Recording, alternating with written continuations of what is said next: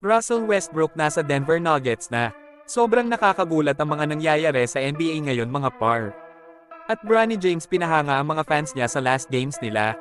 Pero bago ang lahat mga par, baka pwedeng pa-follow ng ating page at pa-like and share na din ng video at baka ikaw na yung isa sa mapili ko para sa ating pag-giveaway jersey. Salamat!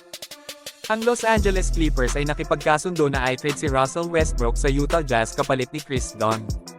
Ang layunin ng trade na ito ay upang matulungan ng Clippers na mabawasan ang kanilang salary cap at magbigay ng pagkakataon kay Westbrook na makahanap ng bagong kupunan na mas angkop para sa kanyang estilo ng paglalaro. Matapos ang trade, inaasahang magkakaroon ng buyout si Westbrook mula sa Jazz.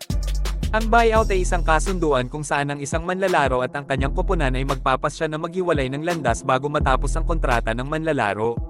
Sa kasong ito, magbabayad ang Jazz ng bahagi ng natitirang sahod ni Westbrook upang mapalaya siya sa kontrata at maging free agent. Ang Denver Nuggets, na nangangailangan ng isang backup point guard, ay nagpapakita ng matinding interes na kunin si Westbrook. Ang pangunahing manlalaro ng Nuggets na si Nikola Jokic ay personal na nagnanais na makuha si Westbrook upang mapalakas ang kanilang bench at magbigay ng karagdagang karanasan at mga payo sa team.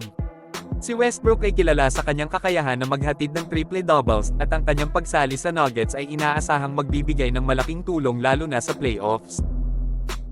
Nagpatuloy ang magandang performance ng Los Angeles Lakers sa Summer League sa pamumuno ni Bronny James. Sa kanilang pinakahuling laban, nakakuha sila ng panibagong panalo kung saan nagtala ng 13 points si Bronny. Ang kanyang laro ay binigyang pansin dahil sa kanyang matinding depensa at kakayahang makapuntos mula sa drive man o 3 points area.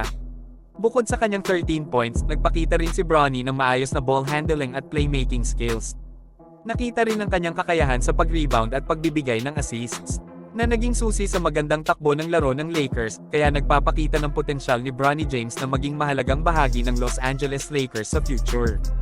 Ang kanyang paglalaro ay nagbibigay ng pag-asa sa mga fans na magpapatuloy ang tagumpay ng koponan kahit matapos ang era ng kanyang ama na si LeBron James. Huwag kalimutan mag-like, follow at mag-share para sa jersey mga par. Yun lang Batsy na.